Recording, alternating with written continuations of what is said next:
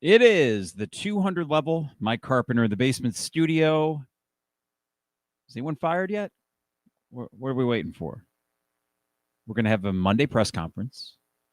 This is a Sunday evening, by the way. We're going to have the Monday press conference. Usual suspects will be there.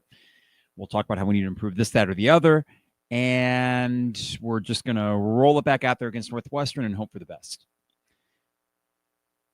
We are about 21 hours removed from the end of that shit fest in Madison. And it's not getting any better. It's actually getting worse, which I am moderately surprised by because it really sucked last night. And I didn't have a podcast to go on because we were up in Michigan for an early Thanksgiving. And after we had the family dinner, we settle in, we watch football all day, and God, waiting for a night game when you're even that excited for it is just a slog. It was a bad day of college football, and we saved the worst for last. For Illinois to go up and get their butts kicked by a bad Wisconsin team. That is playing better. But there's a reason the spread went back to 9.5. There's a reason that SP Plus, which is a metric system, not the metric system, but a metrics-based system for college football, actually had Illinois winning by 16 based on the way these two teams have performed this year. Now, I expected something along the lines of 27-10 because of the way Illinois played at home against two lesser-than opponents, and also thinking that while Wisconsin got the win against Washington, one could have said, well, that was bad weather. It was a weird circumstance up in Camp Randall, and it was. And that the Indiana game, which was close at halftime, might have been more due to Indiana having a sort of hangover effect after an emotional win at Penn State. From the opening drive, it didn't feel right. And, it's difficult to know if intuition really means anything. I wasn't that excited for yesterday's game because there wasn't going to be many results where you would have felt great afterwards. You win, ho-hum, you move on. You lose, it would have been absolutely awful. And we're learning that now. It has, in fact, been an awful almost 24 hours in the aftermath of that loss. So there wasn't much to gain, but unfortunately there was a lot to lose. And our Illinois fandom, I think, does sort of trickle in a little bit and make us think, oh God, what if? And the opening drive for Illinois didn't do us any favors when you see an almost interception. And I'm trying to think, did we take a lead in that game? I don't know. But let's just get to the crux of it. Okay, we're gonna talk about all three phases because they all sucked yesterday. We're gonna talk about the man at the top, but I think it bears repeating, and I've said this many times in the last 3 years in this podcast. And even when things were good, I would say give the guy credit for that good performance. Am I sold? No, but maybe it works. Aaron Henry cannot be the defensive coordinator going forward, and that is clear as day. I said that after the Washington game. I will say it again. Jeremy and Joey were saying as much on their podcast last night, and they have to actually go cover the press conference that he will probably talk at tomorrow with platitudes and cliches and this, that, or the other, and talking about Preston Stone as if he is God's gift to quarterbacking, as he does with everybody. And, in fairness to Aaron Henry, he does sort of turn all these quarterbacks into the next big thing in college football, including Carter Smith, making his second start as a true freshman. Somehow you make this guy look like he has moxie and all that sort of intangible qualities that a good quarterback would have. It's uncanny. The ability that this defense has had to make any quarterback, great or not so great, look great with consistency, regardless. Aaron Henry cannot be defensive coordinator. And I would go so far as to say, if you want to show a little bit of pride, he can't call plays on Saturday against Northwestern. Bret Bielema has a decision to make. I think that decision has been made for him because with all the money being put into this program, head coaches do actually have people to respond to. And that is donors, and that is an athletic director, I would hope, in Josh Whitman, that knows with the money coming in, yes, you can hold your coach accountable more so. Otherwise, the money stops or is less than what you would like it to be. So Aaron Henry won't be the defensive coordinator. I'm not worried about that. I'm not worried about him being defensive coordinator next year because the hand was forced. You shouldn't have been in that position in the first place, but I digress. That hand has been forced. He should not call plays on Saturday against Northwestern. Bret Bielema, a guy with plenty of defensive experience himself, should be the one with the clipboard making the calls. Your team is 7-4. You're not sniffing the college football playoff as you had built to us in the offseason. I didn't need that. A lot of you in the chat thread right now did not need a college football playoff appearance. But what you did not expect and what you should not expect with this team was 4 non-competitive losses, the fourth of which is the worst of them all because it wasn't even against a good team. But the common thread in every single one of those, and yeah, the offense sucked yesterday, and yeah, the special team sucked in the Indiana game and this one too, and Robbie Disher probably needs to go too. That's just the way the cookie crumbles. It's big money college football. But the consistent thing here has been a defense that isn't worth a damn, that has no identity, that isn't good at anything, that can force 3 fumbles, but somehow they can't fall on one of them. They are allergic to helping the team win. They're allergic to it. And they have been since Aaron Henry has been at the helm. Xavier Scott made a big play against Kansas to get that thing rolling last year. And thank goodness for that. And Michigan didn't have a quarterback, and Aaron Henry drew up an otherwise good defense against what they did have. Lenore Sellers apparently is broken. That guy sucked all year this year. Maybe Aaron Henry was the one that did that. But in the big wins last year, it sucks to now look in hindsight and say, well, that wasn't Aaron Henry being a good defensive coordinator. That was a blind squirrel finding a nut. And hooray for us that we got those wins, and they're meaningful. And Bret Bielema and what he's done for this program is meaningful. But when the bar raises for the program, as we're all happy about, and I'll say that before anyone gets all bent out of shape saying, come on, what are your expectations for Illinois football? No, the expectations have changed. And it didn't have to be a playoff. But it didn't have to be this. Aaron Henry should not call another play for the defense. He is a lame duck if there ever was one. People going to the press conference tomorrow will have to pretend he is actually a legitimate defensive coordinator, which he is not. And I don't envy them for that. I don't envy Jeremy, Joey, Doug Bouchon, the News Gazette guys, any of them, for actually having to sit there in a room and ask this guy questions for 10, 15 minutes. I would feel borderline bad. Because here's the thing, Aaron Henry's not trying to be a bad defensive coordinator. He's just not cut out for it. He will probably never be a power 4 defensive coordinator again. And now that leads me to Bret Bielema. And I know this is an extended opening segment, but whatever. I love the sponsors, and I appreciate them, and I hope you appreciate them too and get to them. But we'll get that in 1 second. Bret Bielema made a choice when Ryan Walters left for Purdue.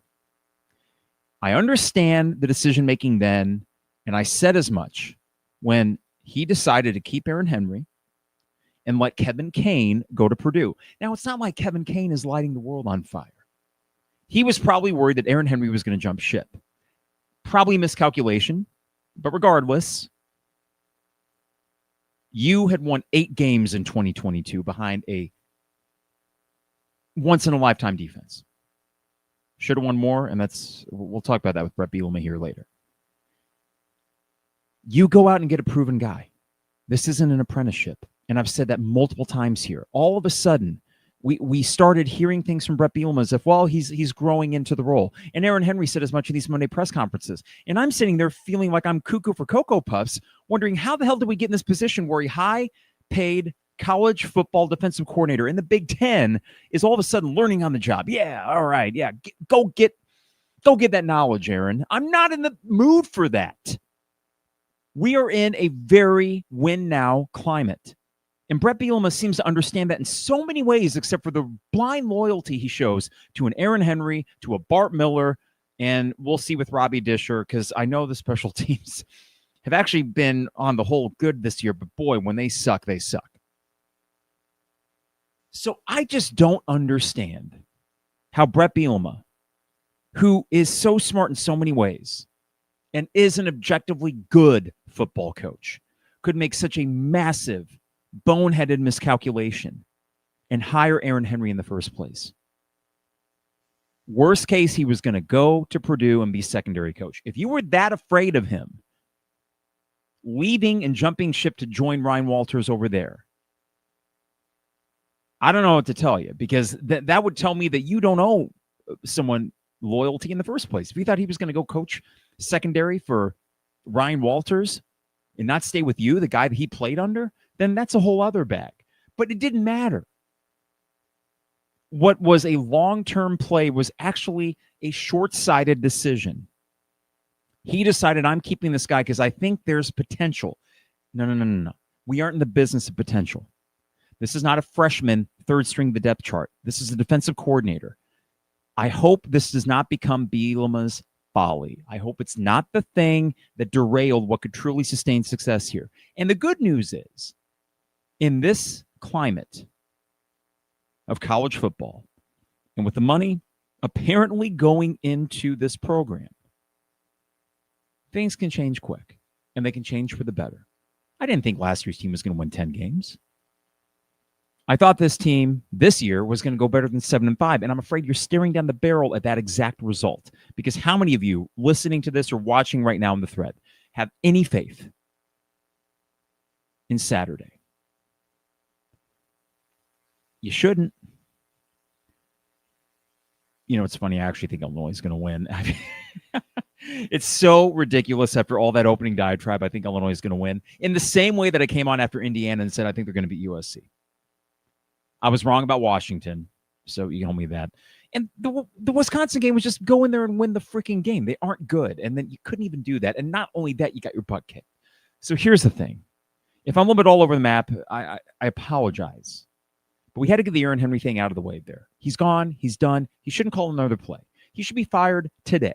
He should be fired, if not today, tomorrow. He should make his weekly press conference appearances if he's actually a legitimate defensive coordinator. He is not. He is not going to be picked up by any other Power 4 school for anything but some small position role, probably a group of 5 secondary coach, because the secondary sucks this year.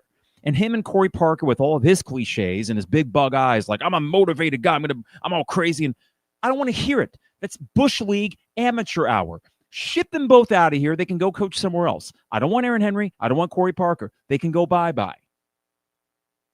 Are they the ones that are teaching the secondary to give up 10 yards of cushion to a freshman quarterback, allowing him to get comfortable even though it was only his second start, and not forcing the issue and forcing him into mistakes? You couldn't catch an interception unless it was a Hail Mary attempt by Rutgers going into halftime.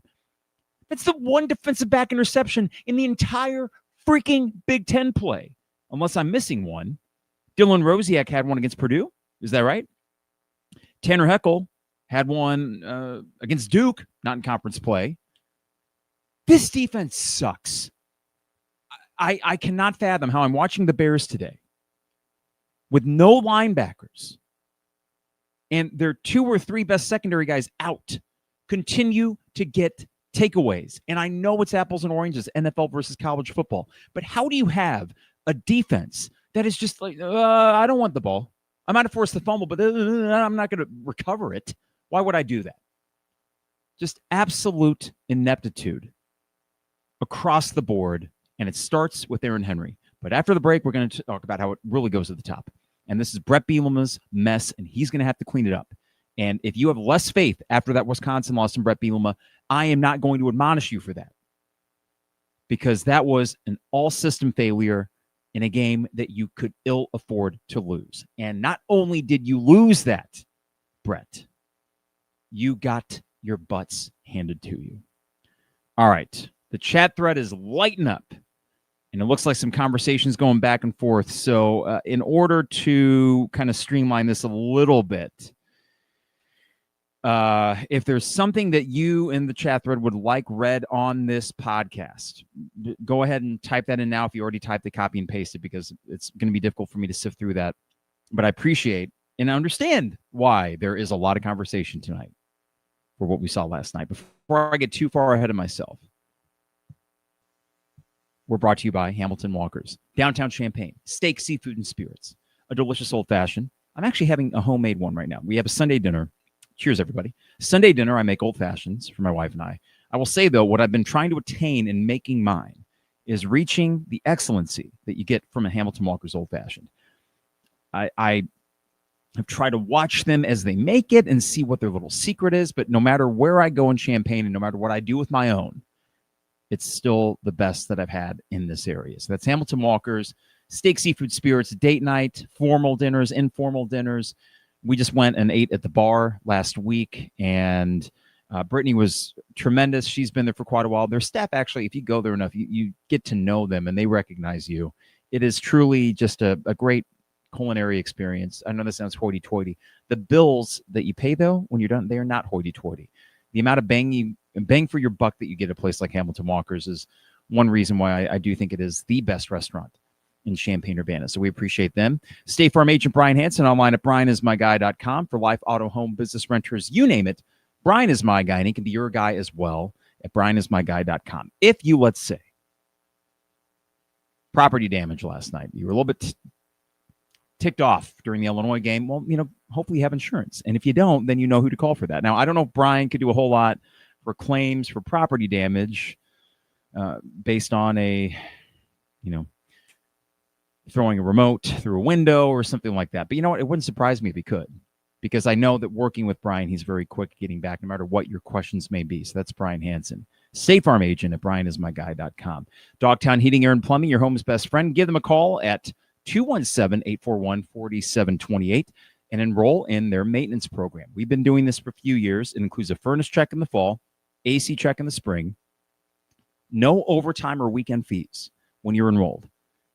Guaranteed same-day service if anything does go wrong. We haven't had to do that, though, because since we've gotten the furnace and AC checks, our 15-year-old system is working amazingly well. And I think that's credit to Dogtown Heating, Air, and Plumbing. That's 217-841-4728. And finally, Owen Builders LLC, online at owenbuildersllc.com for your next home improvement project.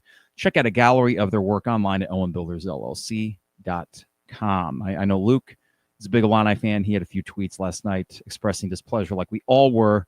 So here's the thing that I like about these sponsors. They're all local. They're all Illini fans that I know of anyway.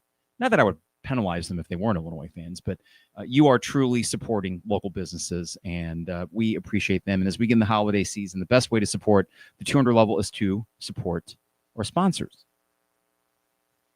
Another thing you can do, too, holiday season, whoop-de-doo. Stocking stuffer. Remember this? I wrote a book.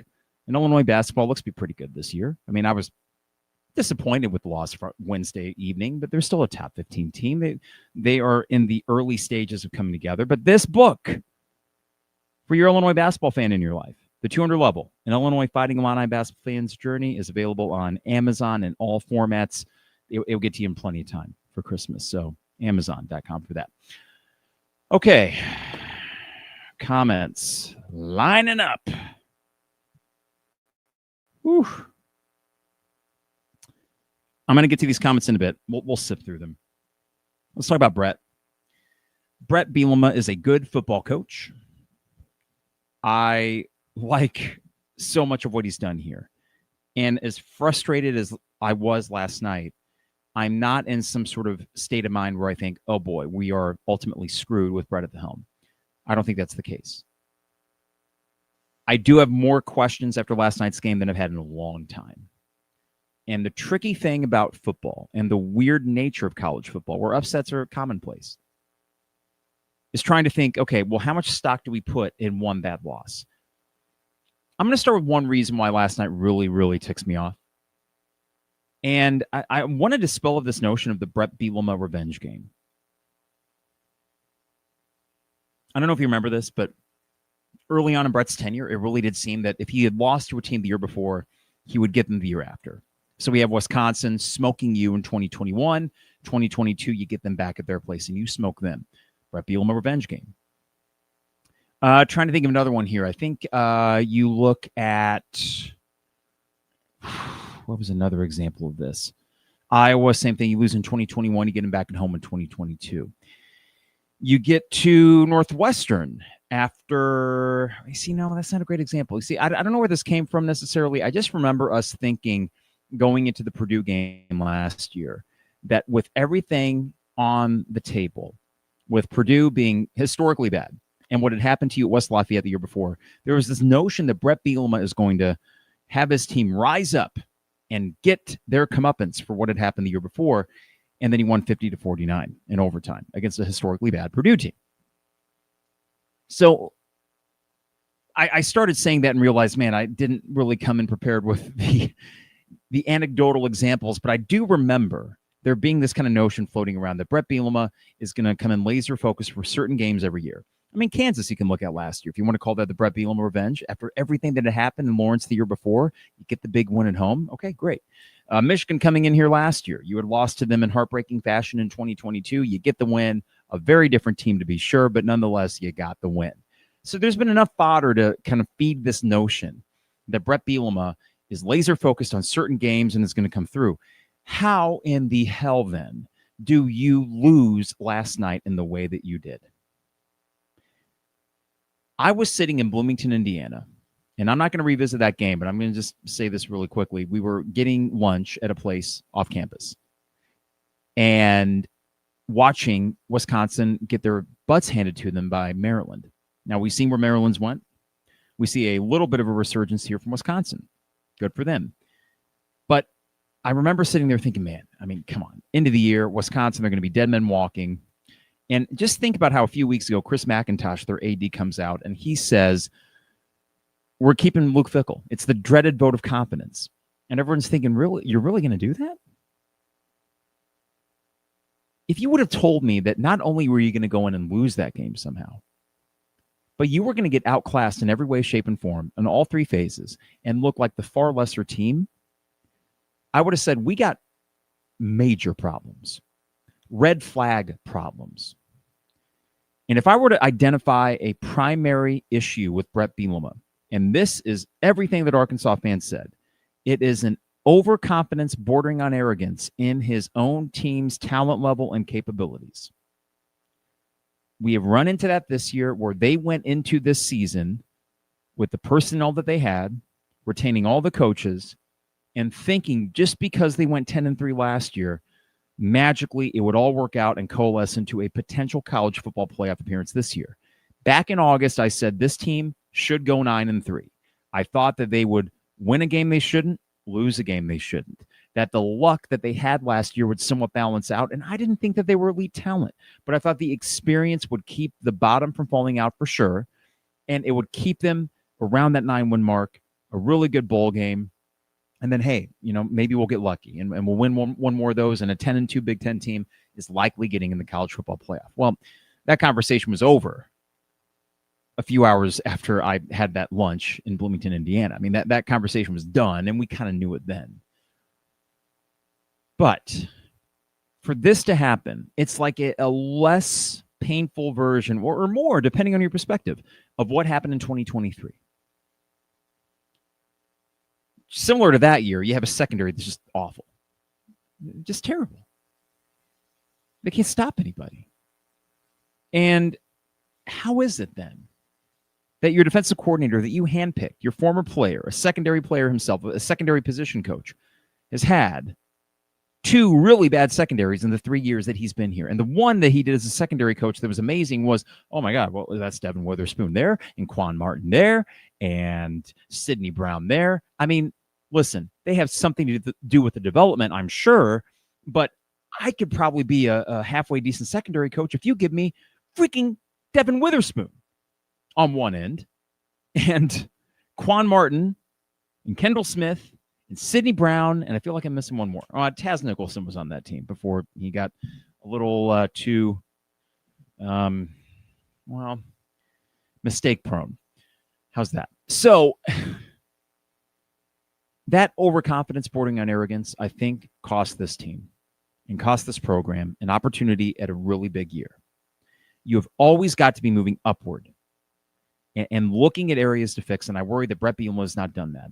I will give you the two examples right off the bat. Defensive coordinator, I'm not going to really rehash that. You all know everything. You've seen it. You've watched it. You've probably gotten heartburn that not even 5 Tums could probably subside watching this defense suck their way all up and down the field. The offensive line is not good enough, and Bart Miller needs to go. That has been his handpicked guy for 5 years, and you have yet to really have a run game worth a damn consistently with anyone other than Chase Brown behind center. And you've had moments, and you've had good moments of pass protection. But last night was an unmitigated disaster for an offensive line that has started every single game together this year and now for 2 years running, and they got mauled. Bart Miller and Aaron Henry should have been left on the tarmac or at the bus stop if they took buses back home. And I'm not sure what their transportation was. They should not be coaching anymore for Illinois football. Okay, fine. They're going to run out the year with one more game against Northwestern. Even I think that's too generous. But regardless, they should not be here. But you ran it back. And instead of identifying a problem or an area of improvement, you said, well, it'll figure itself out. I got uber confidence in my guys. Well, you shouldn't have. You shouldn't have had confidence. There was plenty of tape and plenty of things to say. The offensive line wasn't good enough. The defense wasn't good enough. You came into this year with Luke Altmaier. I'm not going to pretend like Luke isn't a Heisman Award candidate, but he's a very good quarterback. He is getting murdered out there. If I'm Luke, why would I play the bowl game? Why would I risk injury behind that freaking offensive line? In best case scenario, the Music City Bowl, which I'd like the Music City Bowl. I still want them to beat Northwestern so they go to the Music City Bowl. But if I'm Luke, I'm really taking a long, hard look at it because I just experienced what I did last night in Madison. I'm going to risk injury behind these jabronis and that offensive line coach? And not to leave Barry Lunny off the hook, but Barry, if that's what the offensive line is doing, you've got to have quick plays ready to go to get the ball out of Luke's hands. Or, I don't know, hand the ball off to Caden Fagan, the only running back that's gaining yards right now. So listen, notice how anytime I start something, it is very quickly spiraling off into tentacles of criticism. It all starts at the top, guys.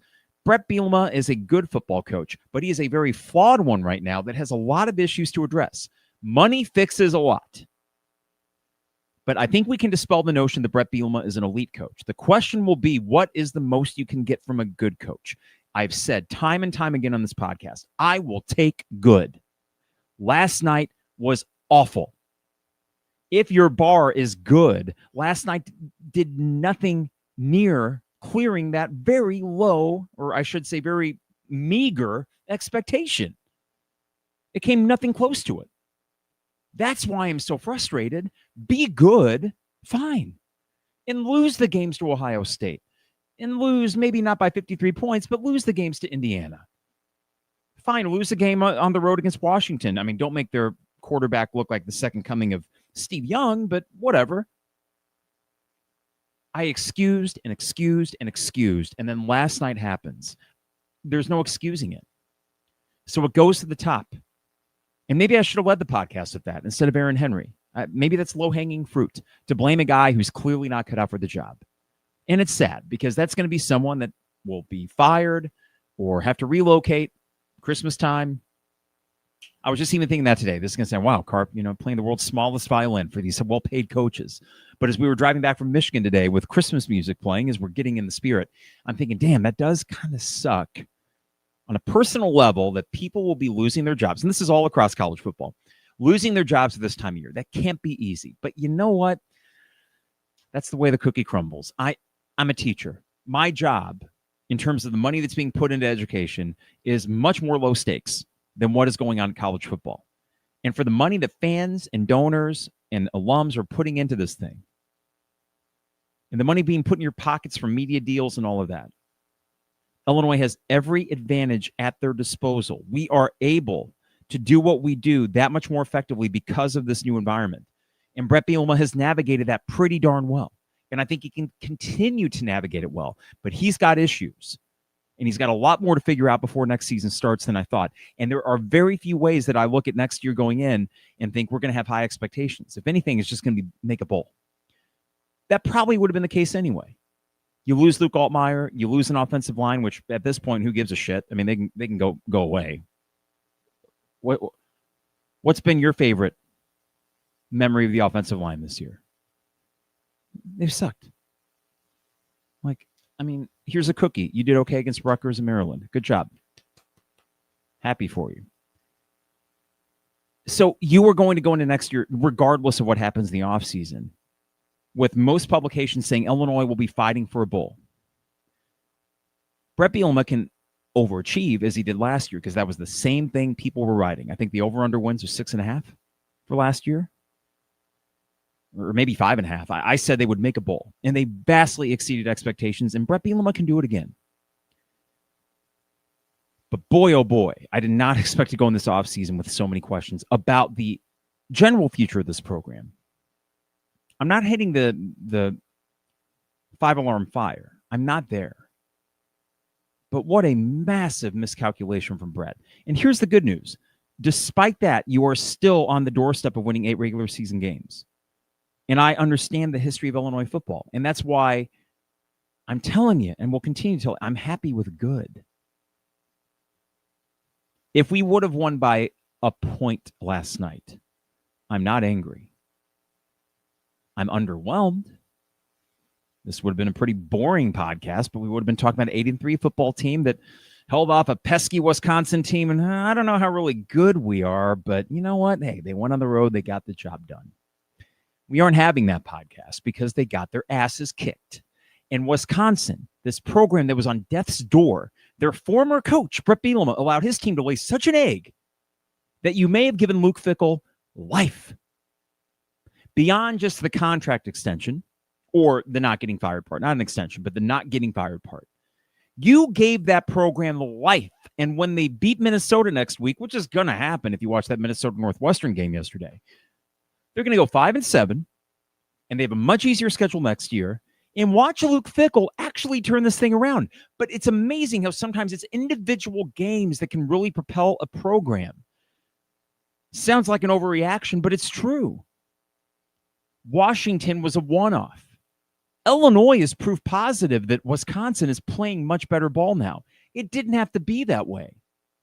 Wisconsin could have played the same game 10 times over. And if you would have just got your head out of your ass and played a C-plus game, you would have won. As Jeremy said last night on the podcast, that was an F. D- at best, I'll give it. No, I'd go with Jeremy's first grade. It was an F across the board. Everyone sucked. The coaches sucked. The players suck. And here's the thing. In this climate, it's okay to say that because they're getting compensated as they should. But in big money college athletics, where you put money into the tickets and the parking pass and the yearly iFund membership, and you spend 3.5 to 4 hours of your life watching this excruciatingly slow, ugly product for the most part, damn right you should be pissed off. I watched every single minute of that dredge last night. Every single minute, to the students rushing the field and jump around and all that bullshit that I saw in 2018 when Lovie Smith was coach. And I sat in the stands somehow in the Wisconsin student section, and I thought, I hate every bit of this. I want that. And you know what? For the most part, Bret Bielema's given that to you. Why did we have to give it back to them? Why did we have to give it back to his alma mater? How was this not the game he had circled? Do you not remember what Luke Fickell did to you 2 years ago? You were cost a bowl game because of your inability to hold on to that lead. Johnny Newton went out, and then Aaron Henry's like, oh, my God, what do I do? What do I do? Who was it? Tyler Strain. They had an interception that just went through his hands. Would have ended the game. Nah, why not? Touchdown, Wisconsin. You blew it. And then 2 years later, with a chance of the Bret Bielema revenge game, you lay the biggest egg of your career here. And yes, I think it's a bigger egg than Purdue back in 2022 because, yeah, Illinois played bad, but Purdue wasn't a bad team. You should have won that game. You should have beat Michigan State the week before that. That really cast a negative it was a negative into the season. It was a cloud on top of what was otherwise a very positive 12-game regular season. But they weren't awful teams that you lost to. Michigan State didn't have the record, but Mel Tucker still had the talent left over from D'Antonio and was riding that a little bit. And it was year 2. This is year 5. How does this happen year 5? Year 3 for Luke Fickell, they're on death's door, and you allow that to happen. Absolute amateur hour from a coach that I did not expect that from. Again, he's not elite. That's fine. But don't suck. Is that fair to ask the fifth-year coach to not lay an egg in that circumstance? That's it. God dang. And now the Northwestern game. And before I get to these comments, sorry. It's old-fashioned night on Sunday. Let me just take a sip. Okay. I wake up this morning. My wife had went to bed, and she knew we were losing at the time, but even she thought, come on, they're going to sneak it out. My brother-in-law and sister-in-law, who are Michigan fans, we see them this morning, and they thought, we thought Illinois was going to come back. Come on, right? It was Wisconsin, but woof. I was like, yeah. Woof indeed. Woof indeed. And my wife said, as we're waking up this morning, she said, well, what was the score? 27-10. What, 27? You guys came back? No, we lost 27-10. And my wife, who is a very casual sports fan, probably gets too much of it at home with me and the podcast and watch, she says, whoa, that's really bad. And I was like, yeah, it's really bad. So this is going to be just me getting it out there. I ain't going to the game Saturday. And I had a friend text me when I said this in our chat thread. He said, come on, man, you got to show up, be resilient. I'm like, bullshit. I've been resilient. I've been getting there at 7 a.m. for the last 5 years. I go to the games. I'm at the tailgate all day. I go to away games. I go to bowl games. I am not sitting in 35-degree wet weather to watch that team after that performance with a decent likelihood that they lose to a Northwestern team that has approximately 2,300 fans that even give a crap. I am not subjecting myself to that. I'm turning on the garage heaters. I'm firing up a cigar. I'm having Lil Porgy's half chicken special with mixed sauce on the side and hanging with my friends and having a much better time with low expectations. That team did not earn a big crowd on Saturday. That coaching staff did not earn a big crowd. And you can say what you want about, Illinois fans, they need to show up. Well, first off, the Illinois-Northwestern game has never been able to figure out how to get fans to show up. It just hasn't. That's the way it is. I was there for the Illinois-Northwestern game in 2001 when Illinois clinched the Big Ten title. I know it was on Thanksgiving Day. There were 35,000 people there on a beautiful Thanksgiving to watch a Big Ten championship. They could have had Thanksgiving dinner afterwards. So, yeah, I get it. Sometimes it can be frustrating when the fans don't show out. The fans don't owe this program anything. If they want to stay home after that abysmal performance and not freeze to death, or not freeze to death, it ain't going to be that cold, but it's going to be just disgusting outside. There will be 12,000 people in that stadium. Let's not act shocked when it happens. And there's going to be some bozos on Twitter taking shots at the student section like, oh, look at this. Oh, man, Illinois fans are the worst. Yeah, well, they all went home. The dorms were closed. And the weather is crap. And they just lost 27-10 at Wisconsin.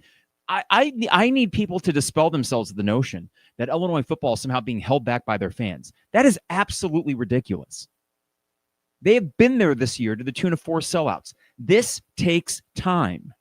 And Bret Bielema has built it the right way for the most part and has won enough big games at home to necessitate big crowds. But guess what? You lay that big of an egg, yeah, there's going to be less people there. Some would point to Wisconsin last night. Look, there were a lot of fans there. They've had 25 to 30 years of great success. It was only recently that Luke Fickell started to really put that thing down the tubes. Now they're back. Well done, Bret. Good job. You gave them life of all freaking programs. You gave Wisconsin life. Good job. So let's just stop. Before you think about tweeting out something, oh, look, there's 400 students. No shit. They aren't even in town. Why would they go to the stadium in that muck of a mess to watch a game that no one cares about? The most frustrating thing about the Illinois-Northwestern game, you can try as much as you want to get excited for it. And I want to kick their butt. But at the end of the day, beating Northwestern, let's be real, Illinois fans, beating Northwestern is not the most exciting thing. Losing to them sucks. Beating them is not the most exciting thing. It is a lose-lose proposition. We cannot feign interest in this rivalry. And Northwestern doesn't have enough fans that even give a crap about them to feign interest in this rivalry. I wish it weren't a rivalry, but I'm also kind of glad it's a protected rivalry, so we get a chance to play them every year. But if Bret Bielema gets outcoached by David Braun yet again, I am going to come on here Sunday, and this will look rather mild. Because you are a fifth-year head coach against a third-year David Braun, and are you really going to let him into your regular season in the same fashion that it did 2 years ago? I know you've already made a bowl game, but this is really the difference between a not ReliaQuest, that's out of the equation. The difference between a Music City and Pinstripe. And I'm a Yankees fan. I'm flying out for that. To watch a probably Luke Altmaier-less team lose to Boston College. I don't know. No. Fans don't owe this team anything right now. And sorry, that's just what it is. Kudos to those who go. It's a cool thing. But I'm not going to say it's like a Medal of Honor, like, wow, you went out and you stood in 3.5 hours of wet, cold weather to watch a team play a pesky Northwestern squad. I mean, good for you, but people have the prerogative to not go. So what we're going to do is we're going to watch it in the garage. I'm not going to podcast until Sunday. We'll just let the game happen and respond to it Sunday. And just enjoy time with my friends and watch the game and hope we win, because 8 wins feels really good. I'm also not going to go with the bowl game. What? It is amazing what this loss did. And I'm just sharing this because this is the microphone and this is the podcast. What it did to my perception of the entire season. I'm not going to use the dreaded F word. No, not the 4-letter one. I've dropped a few times here. I'm not going to say failure. Failure would have been not making a bowl game, something we've seen time and time again with this program. Okay. It's not failure, but is it underwhelming? Yes. Is it a disappointment? It is.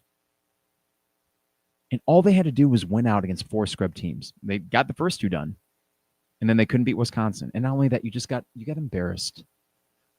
4 times this team has gotten embarrassed this year. And, the Ohio State, the sad thing is the Ohio State one was the best of the bunch. They still beat you by 3 scores. The way Ohio State has played every single team this year is they shorten the games. It's like load management. They're not trying to blow people out. They're trying to play the fewest amount of plays possible, so they're fresh going into the Michigan game, which I would assume they finally win, and then going into the college football playoff. They were not trying to beat you by 40. So I'm not going to give a cookie to this program anymore. Bret Bielema raised the bar, and I'm very thankful for that. And I still think he is the guy.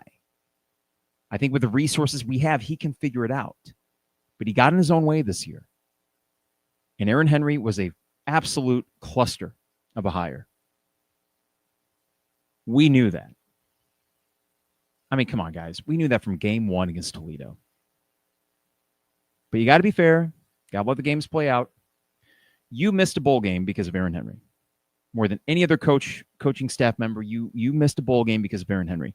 But if we really want to get the long and short of it, and I'm talking 2023, that is Bret Bielema for hiring Aaron Henry in the first place. So Bret Bielema, one last thing. For those that are skeptics of him, like St. Dom, who maybe St. Dom's in here tonight. Are you St. Dom? Bret Bielema missed a bowl game in year 1 with losses he shouldn't have had to Maryland at home, at Purdue, and Rutgers at home. So 3 one-possession games that some uber conservative fourth quarter calling did not allow you to win that 6th game and move on. Okay, so he makes the change at offensive coordinator. That helps. You go 8-5 the next year. However, even at 8-5, you have the opportunity to win the 2 games at home against Michigan State or Purdue. And even with that mulligan that we would have given you against Michigan State, you lay an egg against Purdue with the chance to go to the Big Ten title game when we all knew it was the last time Illinois was going to sniff that thing. 2023, you lay an egg with an absolute craptastic defense. You hired Aaron Henry. That's on you. Last year, you maximized everything. worth celebrating. It was a great coaching job. It was everything that you would hope Bret Bielema could do here. And you don't even need that repeated every year, right? We don't need 10-win seasons. This didn't have to be a 10-win season. But the way the schedule worked out, 9 was right there. And now you were not going to get 9 unless you beat Northwestern in the bowl game. But I don't know. I mean, how much confidence do we have in that? The long and short of it is, Bret Bielema is good. People need to stop talking like he's elite. He is not. He's good. I will take good. I think this fan base will take good. But with that in mind, knowing that there are limits to what he can do and that he is not a Kurt Signetti, he's got some stuff to figure out. He's got to recognize his blind spots. He has to upgrade talent. And that can all be done this day and age. But boy, oh boy, he's going to have to work harder than ever this offseason because we are on the precipice of like a 5-17 next year. And I would say, well, then what? I mean, listen, 5-7 next year, you weren't firing Bret Bielema. But what it will feel like is stagnation. You know, it's 2 years removed from a 10-win campaign. And I know that he has won more games in his first 5 years than any coach. That means something. But we also can't pretend that we're living in 1980s college football. There are less guardrails and honestly less obstacles than there were before. He's done a good job navigating them so far. He's going to have to do better. And that starts with the staff, and it starts with talent accrual, and it starts this offseason. It honestly should have started today. He should be calling plays on Saturday for the defense, or he should hand it off to Archie McDaniel, or is it Antoine Jameson? Or was he a basketball player? The defensive line coach. I always feel like I messed that up. Jameson or McDaniel, not Corey Parker. Sorry. He with his I'm going to stare at you the biggest eyes possible. I'm really intense, guys. I'm really intense. Here's some more cliches I'm going to throw at you. I can't stand. And here's the thing. Now that we're here and let's just get it out. Aaron Henry, from the moment he took over that job, was a walking, talking bag of cliches. That's what he was. I'm sorry, but if you felt as if there was a whole lot of if you listen to him talk, you tell me that you have faith that this guy isn't just thrust into this position. He is a smart individual, I would imagine, as a position coach. But he's young. He's like my age, I think. And every press conference from the word go was just cliche after cliche. And you might be asking, well, Carp, what the hell do you want? It's coach speak. I understand that. But did you ever really feel when Aaron Henry was talking in one of these press conferences that I have confidence in this guy, that he knows what he's doing, that on any given Saturday, he's going to be the smarter defensive coordinator on the field, or he's going to out-scheme the offensive coordinator? No. And what a way to go out. What a way to go out with just a chicken shit defensive scheme all year long. No aggression. Just pick us apart. Please, pick us apart. I beg of you, Carter Smith. Here's some cushion. Get comfortable. Sit back. Relax. Enjoy it. Defensive line, just take the night off. The 84-yard run by Dupree, lucky me, I didn't see it live. The stream that I was watching, because I had to go to the other room, I knew from the outset, man, I'm too... Don't lose this game. Don't lose this game. I had to go in the other room so as to not to, let my anger kind of, manifest and let other people see it. Not let my father and mother-in-law see it. And I didn't emote verbally. I just stared at my computer angrily and fumed, which is very mature, I know. And somehow the stream went out, and then I checked back in, and it's, how did the Wisconsin score another touchdown? What the hell? 84-yard run. There were actually some people on Twitter last night who said, the defense wasn't really the problem. The offense was. Well, yeah, the offense sucked. Here's the thing. Barry Lenny's actually had a lot of good games in his career. Barry Lenny actually has a track record. Aaron Henry does not. It's not comparable. You're not always going to have good games. The offense picked a really bad time to lay a stinker. But Aaron Henry should have been relieved of his duties after the 80-yard drive to start the game for Wisconsin. He should be relieved of his duties. Go take this one off. Go hit the showers. Give me the clipboard. Give me your walkie-talkie. I'll take it from here. I said this last year during the Northwestern game when he was letting Northwestern go up and down. And people were like, well, they're about to go 9-3. That's fine. They went 10-3 last year. He did actually have a couple games where he schemed up some good stuff. Blind squirrel, nut. The fact that we allowed, clear as day in front of us, that he was not a serviceable defense coordinator, and we allowed that to go into this year hoping beyond hope, maybe he's just going to figure it out. That's on Bret Bielema, and I guess it's a little bit on us fans, maybe a little bit on the media, but I'm sorry. These are the guys making millions of dollars. Bret Bielema's making $6-7 million a year to do his job, and that was his defense coordinator. Go get Jim Leonard. You want to be a big boy program, and you hired some guy who had never been a defensive play caller before, and this is what you get. An ass-kicking at the hands of a 3-1 Wisconsin team, now 4 wins, and a chance for Northwestern to match your record for the year. Northwestern, with no financial resources compared to yours, with a third-year coach that had to take over for their former head coach that just used to suds all the guys up in the little car wash thing and all the weird homoerotic things that were going on in that program. Which leads me to Saturday. You better win. I'm not going to pretend like I don't care. I know I said that earlier about the rivalry, but no, this game does matter for Bret Bielema. You damn well better win it.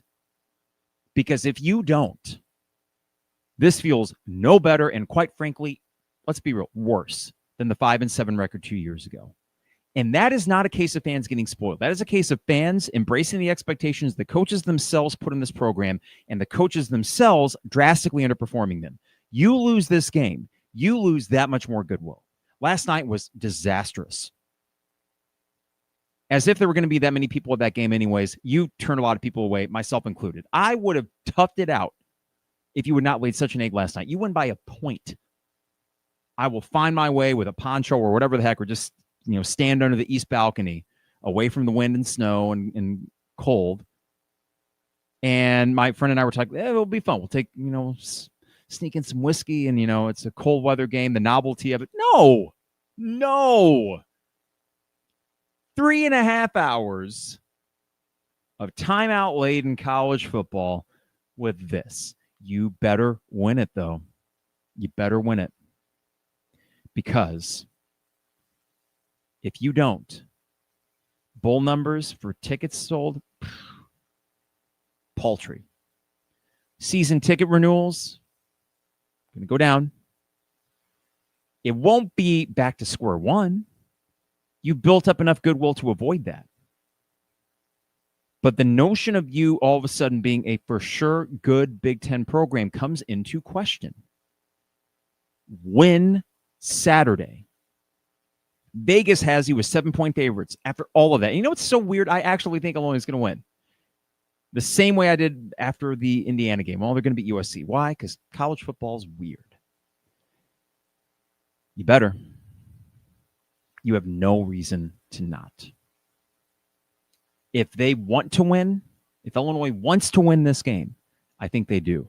I don't think they cared enough against Wisconsin. I think they legitimately walked in there, chest puffed out, thinking, well, we did this against Rutgers and Maryland, therefore we can do it against Wisconsin. You ran into a team that won it more than you, and that's inexcusable for a program in year 5. And I don't know, man. I know that was an hour-long diatribe against this, but that was just that bad of a loss. And it's just, it's not good enough. All right, guys.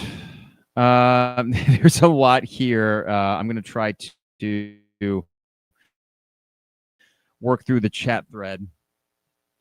Who is the hell's Matt Stevens? Or I don't know. Okay, sorry. I'm not sure. I need to go back to the top. We have a lot of comments. By the way, thank you all for tuning in. Do me a favor for those that are watching.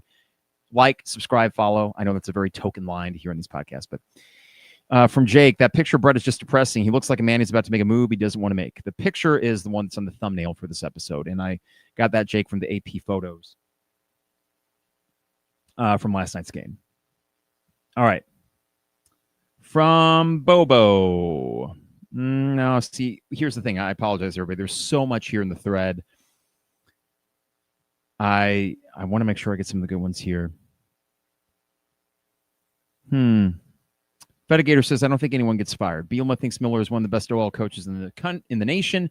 No one is hiring money. Bielema will cover for Henry, his son. I didn't really mention Lunny. It was an awful game for him, his worst, I think, since Nebraska 2023. The reason I didn't really hit on him as much, Fetigator, is that he has a track record of very good performances. Last night was abysmal. And then I thought, well, why was it? He could have schemed it up a little bit better with that offensive line. But if you got a quarterback with no time at all, I mean, good luck. What are you going to call? So it's not an excuse for Barry Lunny because it was abysmal last night. He didn't just. And for the love of God, what did Caden Fagan do? What blackmail does he have in this coaching staff for him to not play?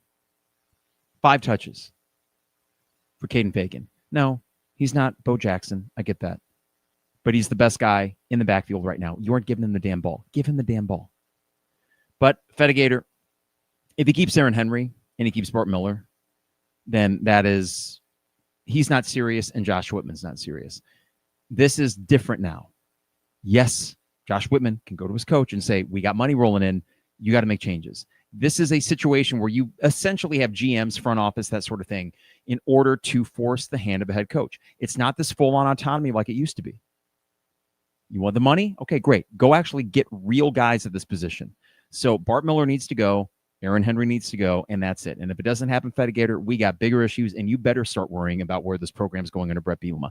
That kind of stubbornness and blind loyalty would doom the Bret Bielema era here. That would be such a game changer if both of those guys are retained. If, frankly, either of those guys are retained. Fetigator also says 2025 salaries, Lunny $825,000, Aaron Henry $900,000. Is that accurate? I mean, I guess a FOIA could probably get that for you, but if so, ridiculous. St. Dominic, there he is. Carpenter told you 3 weeks ago I was questioning Bret Bielema was the guy. Fetigator, you and I are on the same page as usual. Fetigator doing a little handshake emoji.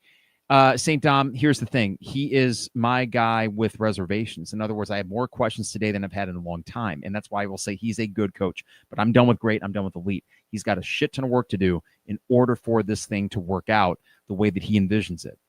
And if so, I mean, it's okay to temper expectations accordingly. I will take good. But that's why I'm not accepting last night as anything one should. All right, from Gordo. I'm so sick of getting disappointed by Gordo. Or by, not Gordo, I'm sorry, I misread it. I'm so sick of getting disappointed by Illinois football. You and me too. You and me both, I should say, Gordo. I said that last night. I'm only 40, approaching 40. So I don't have the track record that a lot of older Illini fans have. But yes, you're at worst going to be 7-win team. I know that is better than before, but that doesn't excuse last night. You can't do that. You can't have the Washington game happen the way it did with the stakes that were on that game after a bye week. Yeah, I don't know, St. Dom. I better be careful. You might start talking me into this. Matt Stevens from Fetigator. Matt Stevens said Henry wasn't the issue last night. Is Matt Stevens one of the Illini guys? Henry's been the issue for 3 years. What cracked me up is I remember 2 years ago, we lost at Iowa. Deacon Hill, who I've said before, he's like a Roblox character playing quarterback. He's a box. He's a box with arms. And they got the game-winning touchdown late. And people said, well, he only gave up 13 points, was it, Iowa? I don't care. 13 points to that Iowa team was like 40 for any regular team. 27 points for Wisconsin last night was as bad as 63 against Indiana. If people are actually going to say, well, it was only 27 points, and I know Wisconsin had a few short fields to work with, as Tommy Lee Jones said in The Fugitive, I don't care. You shouldn't give up a touchdown. I even said that going into the game last night to Trevor and Isaac. You give up a touchdown, get rid of Aaron Henry. Give me a break. 6.7 points per game for this Wisconsin team. We knew the defense was serviceable, but they were giving up 30 points a game because the offense couldn't stay on the field. First drive, 80 yards, 16 plays. 3rd and 11 on the first set of plays, and they convert. A freshman quarterback, you let him convert. Bozo, get out of here. Just ridiculous. From Artur, only BB's fault is holding on to Henry for so long. St. Dom thinks that Henry's not going anywhere. St. Dom, I think you guys are vastly wrong about that. Pride will come into play. It just came into play too long. St. Dom and Fedigator, I would rest easy on that. However, it should make you feel any better about the fact that Henry was hired in the freaking first place. From Gordo, I feel bad for LA coming back to this when he could have went elsewhere and won. That's Altmaier. I mean, I do to an extent, but he was competent in his coaching staff. For the most part, his offensive staff with Barry Lunny did a great job this year because offensively you were better than last year. You put up more points this year. But you've been hamstrung by a bad offensive line and a defense that just doesn't let you stay in games. There are so many comments here, guys. I wish I could get to them, but it's just I got to wrap things up. I do appreciate all of you for being in here, though, on this Sunday evening. I need to go decompress and not think about football, but the Bears won. Thank God for them. Undermanned, and they don't stink up the joint against a halfway decent team. I don't think they're actually that good at 8-3, but I wouldn't have thought Illinois was that great at 8-3. But you know what? It would have been 8-3. Instead, you're 7-4, and now you're sweating out against Northwestern. Win Saturday. That's it. No excuses. Won't hear it, won't have it. All right. Before I get out of here, best way to support us, support our sponsors. Hamilton Walkers, Downtown Champaign, Steak, Seafood, and Spirits. That's Hamilton Walkers. State Farm Agent Brian Hansen, online at brianismyguy.com. For life, auto, home, business renters, you name it, Brian is my guy, and he could be your guy as well at brianismyguy.com. Dogtown Heating, Air, and Plumbing, your home's best friend. Give them a call at 217-841-4728. That's Dogtown Heating, Air, and Plumbing. And Owen Builders LLC, online at owenbuildersllc.com. For your next home improvement project, check out a gallery of their work and get a free quote while you're there at owenbuildersllc.com. All right, so here's the plan for this week. There is a game Monday against UT Rio Grande Valley, so that's Monday evening, 7 o'clock. Not going to do a second-half pod. We will be here Friday for a second-half UConn pod. We will be here Sunday for an Illinois Northwestern post-game reaction. Hopefully you go 8-4. 8 wins is still better than 7. Get the win. Will we beat UConn? I don't know.